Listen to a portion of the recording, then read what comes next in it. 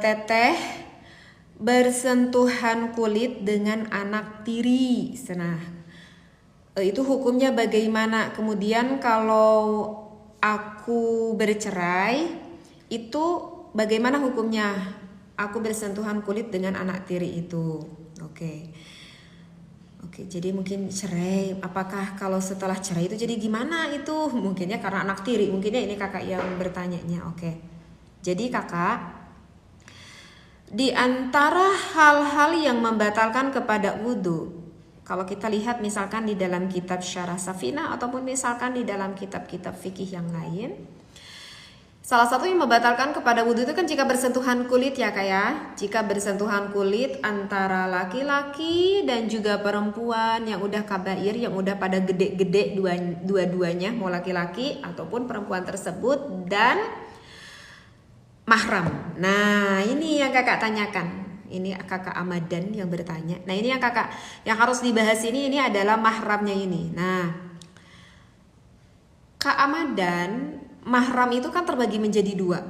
Ada mahram yang sifatnya mu'abbad, ada mahram yang sifatnya mu'aqqad. Artinya mu'abbad itu adalah mahram yang sifatnya selamanya. Kalau mu'aqqad itu ya ada waktu lah gitu, gak selamanya. Yang termasuk mahram mu'abbad itu siapa?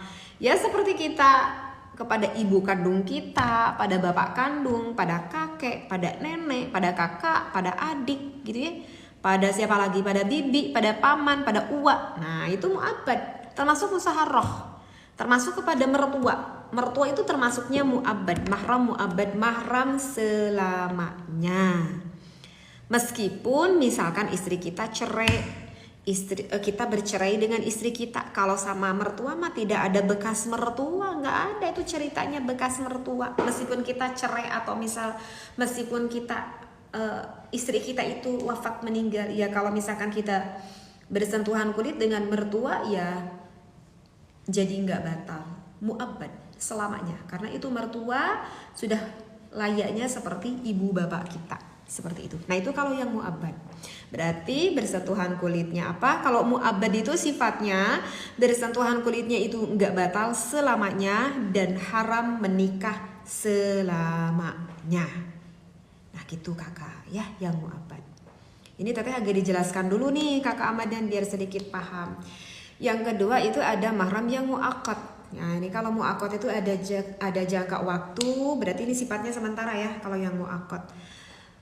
Teteh contohkan aja ya, yang mu'aqqad misalkan sama adik ipar gitu Kak Amadan, atau misalkan sama kakak ipar gitu. Nah kalau misalkan kakak Amadan bersentuhan kulit dengan adik ipar atau dengan kakak ipar, gimana teteh itu batal? Enggak, itu batal. Loh kok batal teh?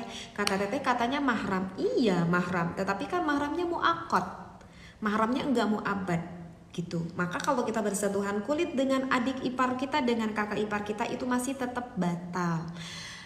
Tetapi kakak, jika kakak Amadan misalkan mau berpoligami, itu tidak boleh dengan adik ipar atau misalkan dengan kakak ipar, nggak boleh. Kecuali kalau misalkan naudzubillah istri kakak misalkan wafat meninggal, apakah kita boleh menikahi adik ipar, adik dari istri kita atau kakak dari istri kita? Maka itu hukumnya boleh. Alasannya karena mahramnya mu'aqqad. Begitu kakak Amadan ya. Cek orang Sunda mah naik karanjang nu kitu teh sok gede milik. Cek orang tua dulu mah kayak gitu ya. Nah sekarang masuk nih ke pertanyaan kakak Amadan, teteh kalau aku bersentuhan dengan anak tiri bagaimana? Nah kalau di dalam fikih itu di istilahnya bintuz zaujati, anak dari istri kita. Ya, teteh kasih contoh biar kakak Amadan ngerti. Misalkan kakak Amadan itu menikah dengan janda. Ini si janda tuh punya anak satu perempuan. Kalau misalkan kakak Amadan bersentuhan kulit dengan ini anak tiri kita yang perempuan, itu batal nggak teh? Nah itu nanti ditafsir ya. kalau misalkan ketika kakak melakukan ijab kabul dengan istri kakak, pada saat itu kakak bersentuhan kulit dengan anak tiri kita, itu masih batal. Itu masih batal. Tetapi kakak misalkan nanti malam pertama ya kakak Amadan teh misalkan mendukhul, menjima, melakukan ibadah dengan istri kita. Setelah kakak Amadan beres melakukan ibadah dengan istri kita itu ya yang janda itu, nah kakak sekarang bersentuhan kulit dengan anak tirinya menjadi tidak batal. Karena seolah sudah menjadi anak kita. Alasannya karena kita sudah mendukhul istri kita. Begitu kakak Amadan. Ya. Gimana teteh yang kakak tanyakan tadi? Aku teh sekarang teh bercerai dengan istri aku itu.